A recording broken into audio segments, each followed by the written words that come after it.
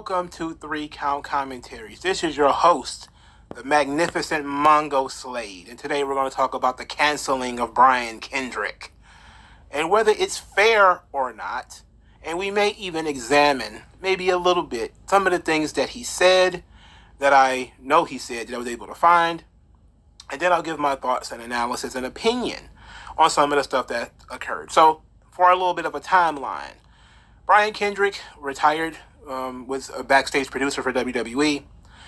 We don't know if it was injuries or if he was not going to be medically cleared. We don't know what happened. We just know that he quietly transferred from an in-ring talent on 205 Live to being a trainer and a producer for WWE. From that position, he was there for quite a while, and then he did the angle with Harland on NXT, which, ironically, Harland, in lieu of all of this Brian Kendrick on Twitter stuff, Harland actually posted the tweet of him throwing Brian Kendrick down the stairs. Anyway, he was supposed to wrestle Harland. When it was time to wrestle, the match did not occur. I did not see any reason why it didn't occur. Maybe he wasn't medically cleared. I don't know what was going on. I have no idea. But it seemed like Brian Kendrick was on his way to make a comeback. A little bit of time goes by. Brian Kendrick actually requests his release. Shortly after the Royal Rumble, the release is granted.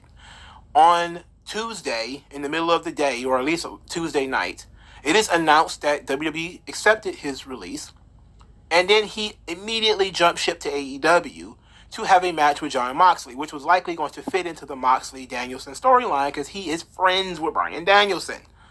All right, so everything is looking up for old Brian Kendrick. Everybody's super excited.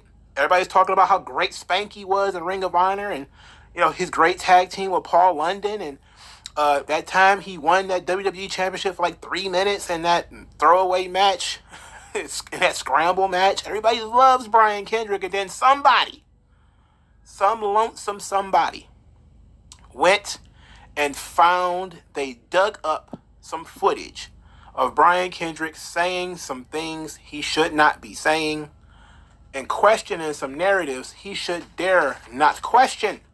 So we're going to look at some of these things that he said. So a list of things that he has said is, a lot of it is anti-Zionist, which got him labeled an anti-Semite. Some of it is about Sandy Hook. Some of it is about the moon landing.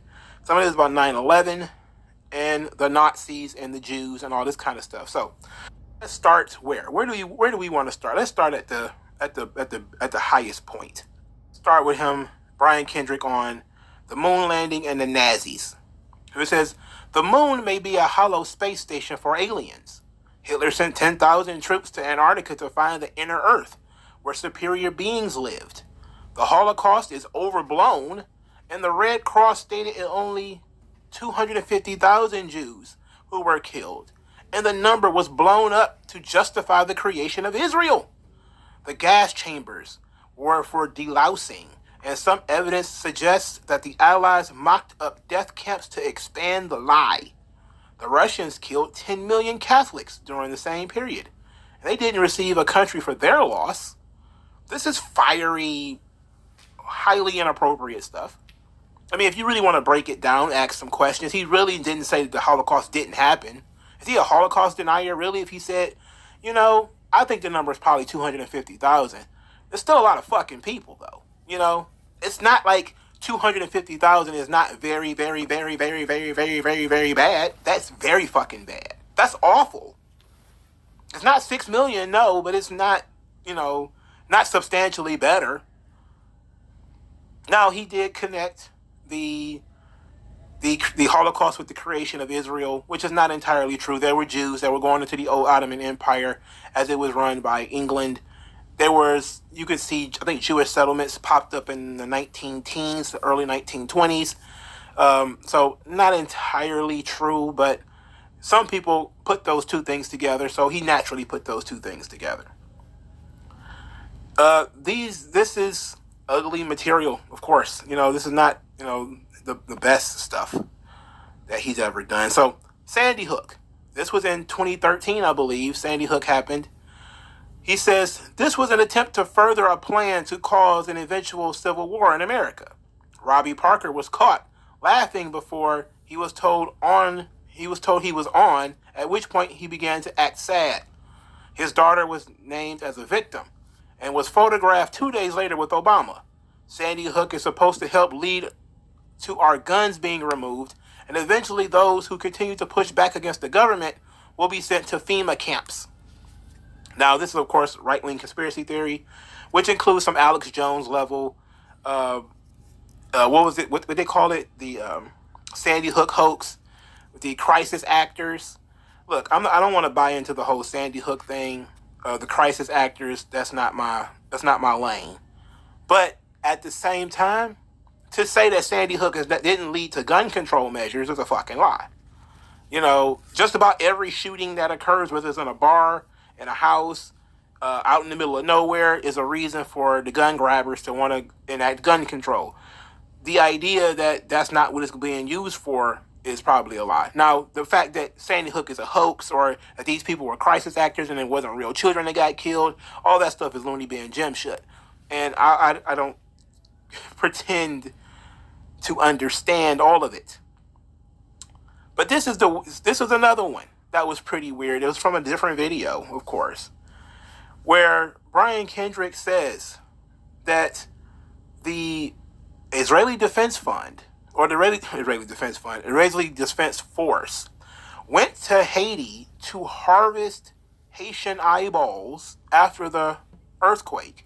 Now, this, of course, did not start from Brian Kendrick. This is something I was able to track this down to an article in The Guardian, which quoted a different article, both of these from 2010.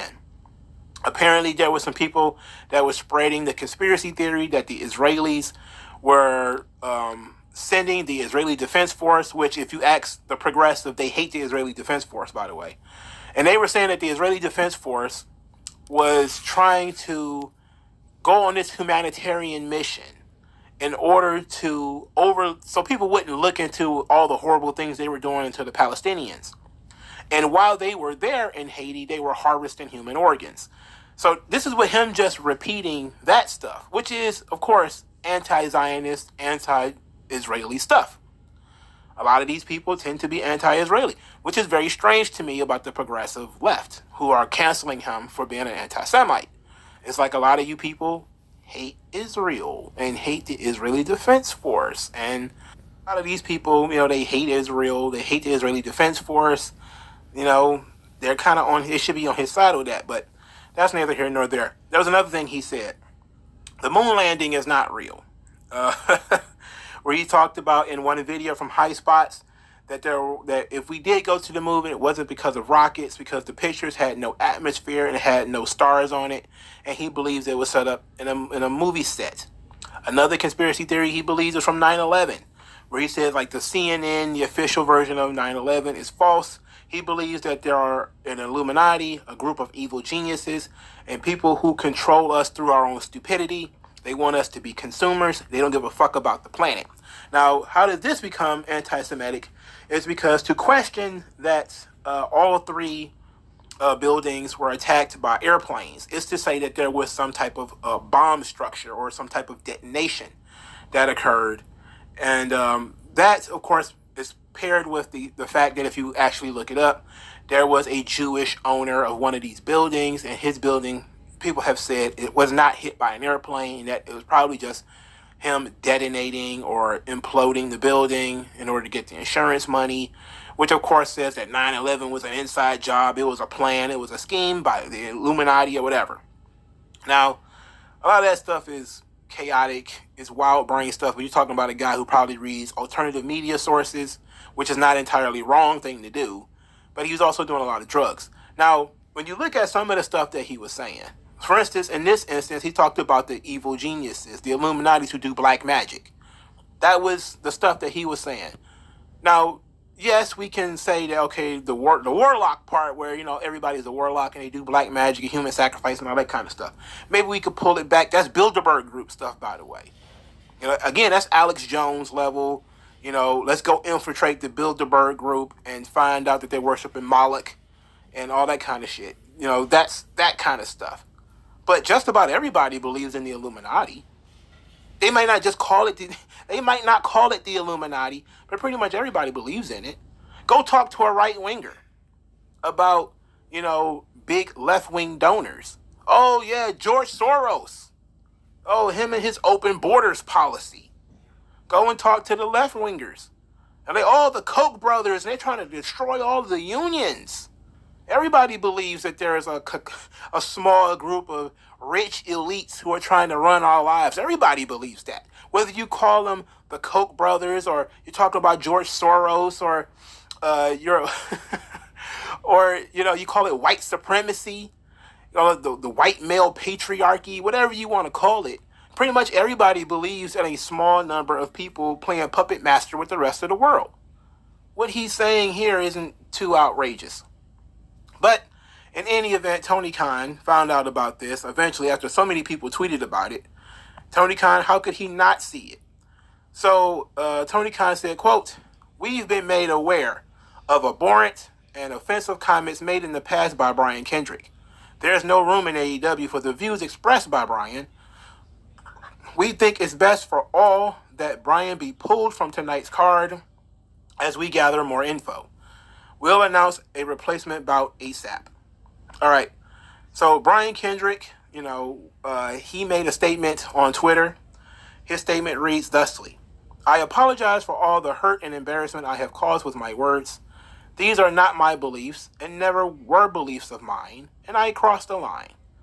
I spread the most vile comments without thinking of the damage it would cause. I will live with this regret for the rest of my life. I am truly sorry for the pain I have caused." Brian Kendrick was 42 years old, was trying to begin a career resurgence. Similar to Ric Flair, he had quit WWE with this idea in his head that he was going to jump ship to AEW. And just like Ric Flair, the moment it was about to happen, some past bad behavior popped up and clapped it. And now he's not only can he not go to AEW, but in this position, he can't go anywhere. Brian Kendrick is essentially done, right? Now, here's my thing. Before Brian Kendrick apologized on Twitter, on February the 2nd, he had actually apologized for this stuff before. There have been podcasters and podcasts who have said, hey, we knew about this stuff. A lot of these videos, the video about the Haiti earthquake is 10 years old. The Sandy Hook comments are 8 years old, 7 or 8 years old. He's been apologized for a lot of this stuff. So you mean to tell me these guys can dig through the archives to find the salacious crap that he said, but they couldn't find any of the apologies? And they couldn't bring up none of that stuff? Apparently, through some of the people I saw talking about this on Twitter, not only did Brian Kendrick apologize for this before, but he has said that he has also been cost work for this stuff. Meaning, he is being punished twice, sometimes 2 or 3 times for these comments. And that's just a shame. It's a shame. It's an absolute shame. Look, from Tony Khan's perspective, let's be, if you're Tony Khan, what can you do? You have a high-profile Jewish wrestler on the main event of this show. You can't have this guy on the show. You can't. You've got networks. You've got media. You've got sponsors. You've got all these people that even if MJF shakes his hand and says, you know what, it's all right, it's cool, you're going to have a bunch of other people who are going to be like, no, absolutely not. You can't have this guy on the show. You absolutely have to pull him from the show. So from Tony Khan's perspective, he didn't really have a choice. If he's even a competent businessman, he does not have a choice but to pull Brian Kendrick from this show. He doesn't have a choice.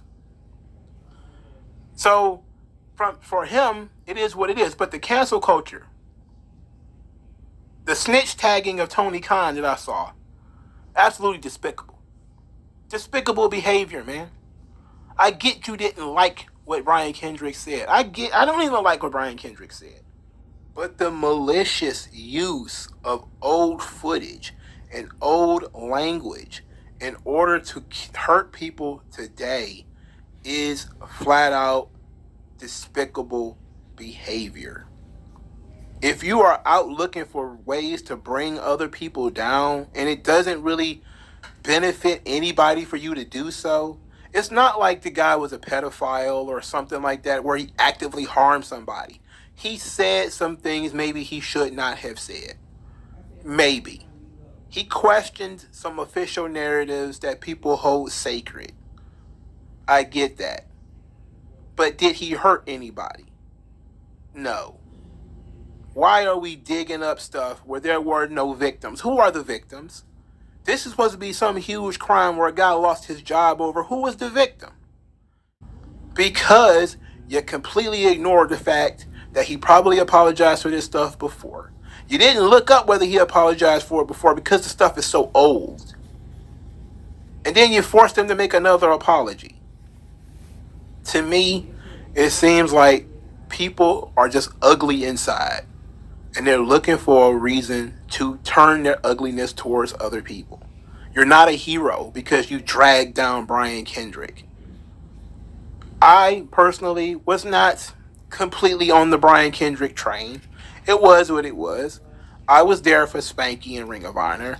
I remember him as a young guy in WWE, tag team champions with Paul London. But he's 42. He wasn't going to take over the world. He wasn't going to be world champion. You weren't going to build the company around him. You know, he was just an old guy picking up a payday before he started doing his GCW run or whatever. And now he's not going to even have that. Who was harmed by his comments? Why didn't you dig up the apologies? I don't get it. I don't get it. I don't get it. Matter of fact, I do get it. It's because people are pieces of shit and they just want to drag. They're miserable and they want to make other people miserable too. Well, you succeeded. A bunch of people were happy to see Brian Kendrick back on national television, and you snatched it away from them. All the happiness that people had on Tuesday afternoon or Tuesday night when the match was announced, you crushed all of them. And then you took the payday out of that guy's pocket.